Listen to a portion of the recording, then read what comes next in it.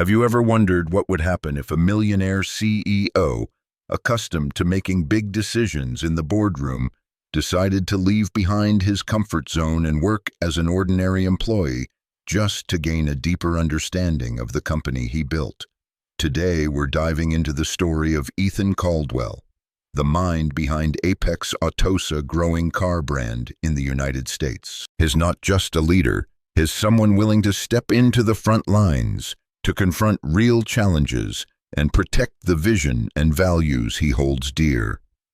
Join me on this unexpected journey where hidden truths and sheer determination will leave you reflecting. At 40, Ethan Caldwell is a rising force in the automotive world, working to make Apex Autos a household name across America. His company may not yet have a nationwide network of showrooms, but each branch represents a stepping stone toward his ambitious goal of redefining trust and quality in the industry. However, in the spring of 2022, a seemingly mundane moment turned his world upside down. While unwinding at a quaint diner in California, Ethan caught snippets of a conversation from a nearby booth. A frustrated man vented, "I got my car from Apex Autos, Oakridge location, but their service is a disaster. Once they've got your money, you're on your own." His companion agreed. "I've heard similar stories about Oakridge. It's a shame for a new brand." Those harsh words pierced Ethan like a dagger. He realized that if he didn't intervene, his vision of Apex Autos as a beacon of reliability would be shattered before it could fully bloom. Inwardly, he pondered how often corporate leaders in America prioritize polished reports over the messy reality on the ground. Did he have the guts to break from tradition and face the truth head-on? Ethan chose a path few would dare to tread. He would go undercover as a regular salesperson at the Oakridge showroom to unearth the root of the problem. Under the pseudonym Evan Carter, he presented himself as an inexperienced newcomer, eager to learn the ropes. He traded his upscale wardrobe for a generic uniform, altered his appearance with a simpler haircut, and rehearsed a more casual way of speaking to blend in seamlessly. This wasn't merely a fact-finding mission. It was a profound test of his resilience and humility. Could a high-powered CEO like Ethan endure the rough-and-tumble environment of a faltering showroom that was dragging down the reputation he'd fought so hard to establish? More critically, could he uncover the flaws without losing sight of who he was? Stepping into Oakridge on his first day as Evan, Ethan felt an immediate disconnect. This place bore no resemblance to the vibrant, customer-focused hubs he envisioned for Apex Autos. The expansive showroom felt hollow, devoid of energy. Staff shuffled about with slumped shoulders, their faces etched with exhaustion, and not a single warm welcome was offered. Ethan met the branch manager, Derek, an imposing figure with a sharp, unfeeling gaze. With a dismissive wave, Derek directed him to a quiet spot in the corner, snapping, "You're the fresh face. Stay there and don't get in the way." Ethan gave a compliant nod, but his mind was already racing. Was this simply a case of bad leadership, or was something more sinister lurking beneath the surface? It didn't take long for Ethan to grasp the severity of the situation. Within mere hours, he saw that Oakridge's troubles extended far beyond subpar customer interactions. It was a pressure cooker of a workplace. Derek didn't just oversee operations. He enforced a ruthless regime demanding employees hit unrealistic sales quotas, even if it meant strong-arming clients into buying add-ons they didn't need. Ethan observed as a hard-working staff member, Sophie was berated for not pushing a costly, unneeded warranty on a hesitant buyer. He also caught Derek issuing a stern ultimatum to another worker: "Miguel failed to meet your numbers by week's end, and you'll regret it. Figure it out." The environment wasn't conducive to productivity. It was a grueling fight for survival. Witnessing this tension, Ethan couldn't help but muse on the pervasive challenges in the U.S. retail sector, where the relentless chase for targets often eclipses moral standards. He questioned whether the lofty objectives he'd set from corporate headquarters had inadvertently fueled this hostile climate at Oakridge. Had his own ambitions played a role in this dysfunction? As Ethan began his undercover stint at Oakridge, instantly feeling like an outsider in a strange, oppressive realm, his fellow employees offered tight-lipped smiles, but their expressions betrayed deep unease, as if they were guarding unspoken fears. Derek, the manager, reinforced his initial coldness with a curt reminder, "You're the rookie. Keep to yourself and don't meddle." Ethan acknowledged the instruction with a quiet nod, but internally he was already piecing together the puzzle of what made this place so broken. It became clear within the first day that Oakridge's problems weren't just surface-level disappointments in customer care. The workplace teetered on the edge of chaos due to unrelenting stress. Derek wielded authority like a weapon, compelling staff to achieve sales goals through any means, including tricking clients into purchases they didn't want. Ethan saw Sophie, a committed employee, endure a public dressing down for not coercing a customer into an exorbitant service plan. Derek also cornered Miguel with a chilling warning, "Your numbers better add up soon or you're finished. I don't want excuses." Beyond that, Ethan learned that Derek routinely disregarded promises of after-sales support clients, grumbled about vehicles left unrepaired despite payments, or being billed for work that was never done. A hushed conversation with a coworker revealed that Derek slashed repair budgets to inflate earnings, heedless of the risks to customer safety or satisfaction. Additionally, Derek's obvious bias toward top sellers, while ignoring struggling team members, bred bitterness and fractured any sense of unity. This wasn't a collaborative space. It was a war zone of desperation. Ethan refused to remain a passive observer.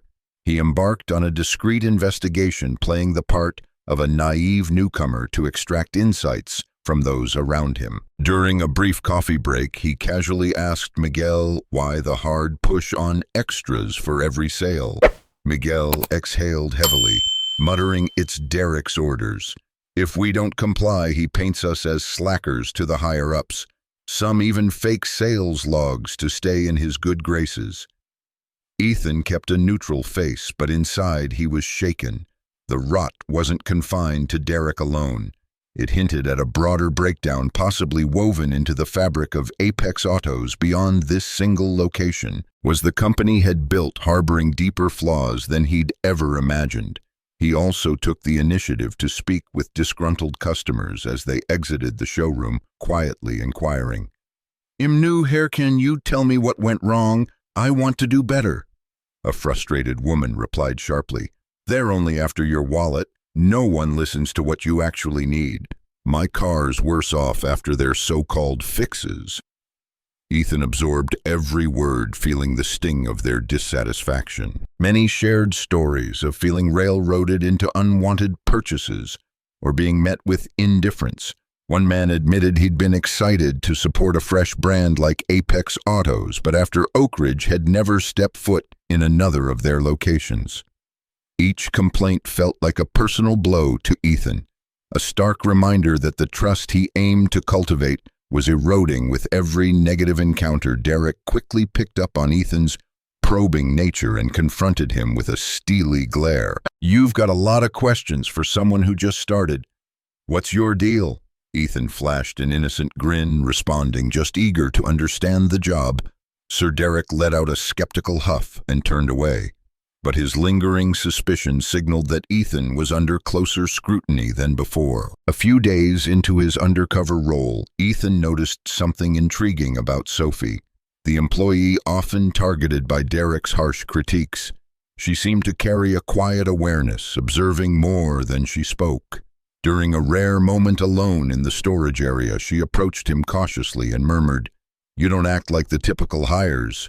I've seen you digging for answers. Watch your back. Derek isn't the only issue here. There's a bigger mess." Before Ethan could press for details, Sophie slipped away, casting a nervous glance behind her. Later that evening, as he prepared to leave, he discovered a small note tucked into his work bag. It read, "Meet me at the old park on Elm Street after 11 p.m. I've got information S. Ethan's pulse quickened. Was Sophie a genuine ally, or could this be a setup orchestrated by Derek to expose him? Despite the danger, he resolved to meet her, sensing that whatever she knew might unlock the full scope of Oakridge's troubles. Under the faint glow of a street lamp at the deserted park, Sophie shared a bombshell. Derek's got a side hustle. She whispered, her voice unsteady, has partnered with a crooked repair outfit. They fabricate service records, overcharge clients, and split the extra cash with him. I've glimpsed the documents. They're stashed in a locked drawer in his office. But if he finds out I spoke, I'm toast. I can't risk my kid's future. Ethan felt a wave of dread wash over him. This wasn't mere incompetence. It was organized fraud, potentially dragging Apex Autos into a scandal that could obliterate its credibility. He assured Sophie he'd shield her identity, but internally he grappled with the gravity of this discovery. How could he secure proof of this scheme without endangering Heror himself? Fueled by determination to expose the scam, Ethan hatched a perilous plan to infiltrate Derek's office after hours and locate the incriminating files Sophie had described. One late evening, after the showroom emptied out, he used a forgotten key he'd noticed on a desk to access the restricted space. His nerves were on edge as he sifted through drawers, finally uncovering a hidden folder marked Private Transactions. Inside were falsified invoices, payment logs to an obscure repair business, and correspondence between Derek and an unnamed associate about special bonuses. Ethan hurriedly captured images of the papers with his phone, but just as he prepared to exit, the sound of boots echoed in the hallway. Derek had returned unexpectedly. "Someone's in my office," he bellowed, rattling the doorknob. Ethan's heart thundered as he stuffed the folder back and crouched behind a filing cabinet just as Derek burst in. He held his breath, watching Derek scan the room with a flashlight, muttering, "I know I'm not imagining this." After tense minutes, Derek stomped out, but not before securing the door, leaving Ethan trapped. With no other choice, he pried open a small window, scraping his hands on the frame as he escaped into the darkness, the weight of the evidence he carried both a triumph and a burden. By the end of his first week, Ethan had amassed substantial proof of misconduct under Derek's reign, including the illicit repair shop dealings. Yet he hesitated to reveal himself, driven to determine if this corruption seeped into other Apex Autos branches. But a dramatic incident on a busy Friday afternoon forced his hand. An elderly patron, Mr. Harold, stormed in, livid about his car bought just months prior, repeatedly malfunctioning despite paid repairs at Oakridge. "I've been ripped off," he shouted. "You charge me for fixes that never happened." Derek, unfazed, shot back, "You agreed to the terms, not my problem. Take it up in court if you want." Ethan's anger flared. He couldn't bear to see someone so vulnerable dismissed so callously. He knew inaction would further damage Apex Auto's name, but intervening could blow his cover. Weighing his options, he chose to act, stepping forward with a calm tone. "Sir, let me look into your service history." "I'll sort this out," Derek wheeled around, his face darkening. "Mind your own business, rookie." "I've got this handled." Ethan forced a polite smile. "Just trying to assist, sir." "We're here for the customer, aren't we?" Derek's jaw tightened, his distrust palpable. This bold move marked a critical shift. Ethan understood it might draw unwanted attention, risking his disguise. As he examined Mr. Harold's records, he confirmed the worst. The car hadn't received proper care despite documented charges likely linked to the fraudulent repair network Sophie exposed. He covertly photographed the discrepancies, but suddenly Derek loomed over his shoulder. "What are you messing with, Evan? Hand over that phone," he growled menacingly. Ethan turned, adrenaline surging, but maintained his cool.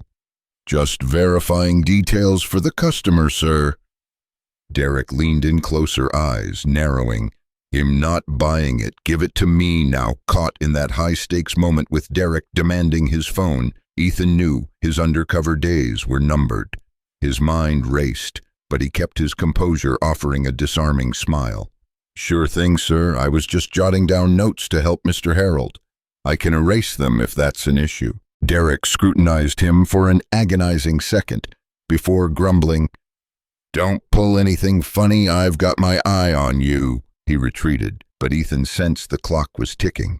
He had to move swiftly to safeguard the dream of Apex Autos, especially with evidence of a sprawling conspiracy in hand. That evening, Ethan reached out to his trusted executives at Apex Autos headquarters, transmitting the trove of evidence he'd gathered: fake service logs, recordings of hostile customer exchanges, staff mistreatment notes, and the damning proof of Derek's repair shop scheme.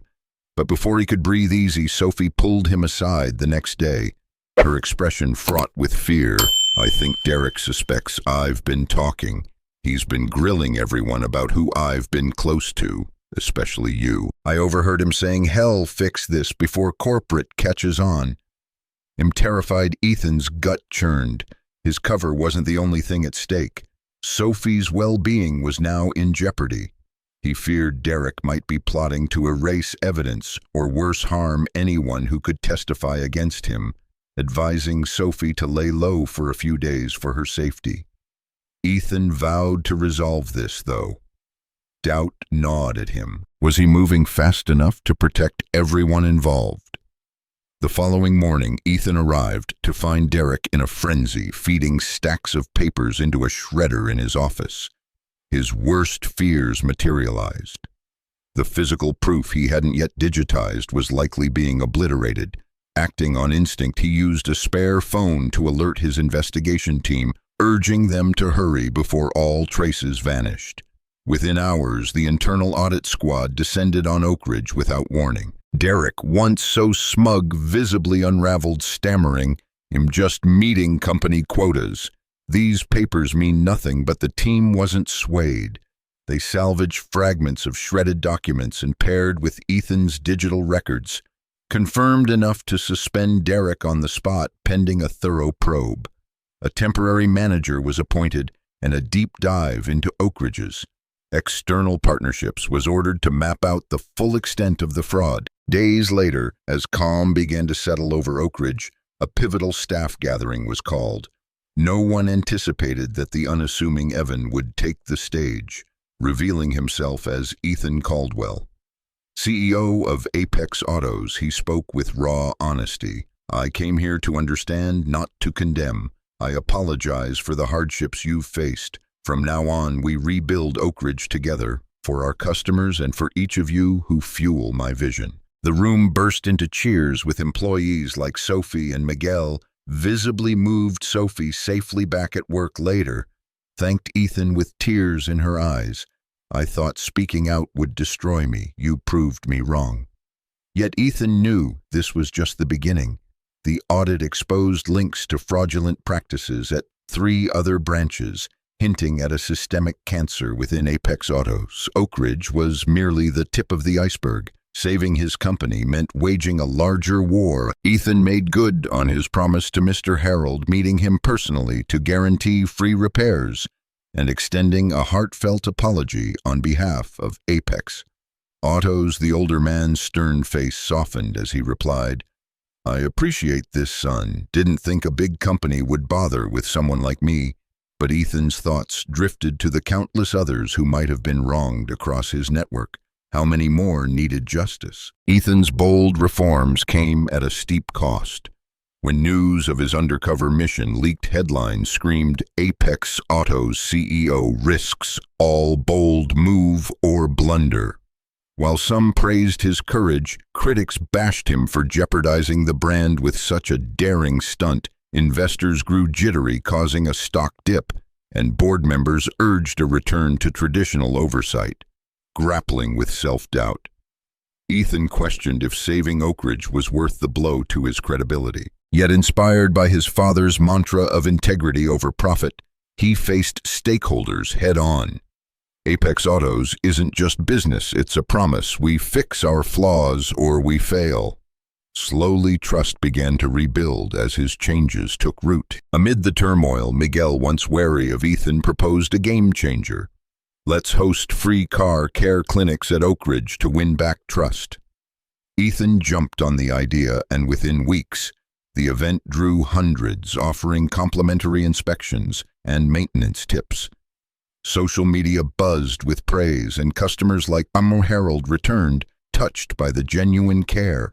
This initiative became a model for other branches, rebranding Apex Autos as a community-focused name. Ethan also honored Sophie's bravery by creating a scholarship fund for employees' families. Her tearful gratitude, "You've given us dignity, not just a job," reaffirmed his mission to uplift lives beyond profits. Meanwhile, he addressed widespread corruption revealed in the audit, purging implicated managers and pursuing legal action against fraudulent partners, setting a firm stance on honesty despite financial hits. Ethan turned Oakridge into a blueprint for Apex Auto's future, rolling out policies that valued employee well-being and customer care over sales quotas. An anonymous feedback system empowered staff to voice concerns safely, while ethics training and a customer-first charter became standard, reflecting on America's corporate maze of ethical lawsuits. Ethan knew his hands-on approach was rare. Without it, the deceit might have spiraled into ruin. Yet challenges loomed, media scrutiny persisted, and whispers of industry-wide flaws hinted at a larger fight. Still, he vowed to lead by example, hoping to inspire integrity in a sector often blinded by shortcuts. Ethan's saga echoes real-world corporate scandals that have rocked the U.S., such as the Volkswagen emissions scandal of 2015, known as Dieselgate. Volkswagen was caught installing software in vehicles to cheat emissions tests, deceiving regulators and customers worldwide. The fallout resulted in billions in fines, lawsuits, and a tarnished reputation. Unlike Ethan, Volkswagen's leadership initially downplayed the issue, opting for damage control rather than immediate, transparent reform. If their executives had taken a bold, hands-on approach, akin to Ethan's, directly confronting and dismantling the unethical practices, the damage might have been mitigated sooner. Ethan's story at Oakridge illustrates that proactive, courageous leadership can avert a full-blown disaster, turning a potential downfall into a foundation for renewal. It's a stark reminder that accountability from the top can redefine a company's destiny. Ethan Caldwell's odyssey at Oakridge imparts powerful insights that extend well beyond the automotive world. First, true leadership demands immersion in the trenches, not just directives from a comfortable office. Whether you're steering a corporation or navigating daily challenges, real change begins with understanding and action, even when it's risky. Second, ethical grounding must always outweigh financial gain. Ethan could have ignored Oakridge's red flags to chase expansion, but he chose to root out corruption, proving that enduring success hinges on trust, not temporary profits. Third, the strength of community within a workplace or with those you serve can be transformative. Allies like Sophie and Miguel showed Ethan that progress is a shared journey, fueled by mutual respect and purpose. What resonates with you most about Ethan's experience? If you were in his shoes, would you have braved the same uncertainties, knowing the personal and professional toll? Or would you have tackled the crisis from a safer distance, perhaps delegating the investigation? Drop your thoughts in the comments.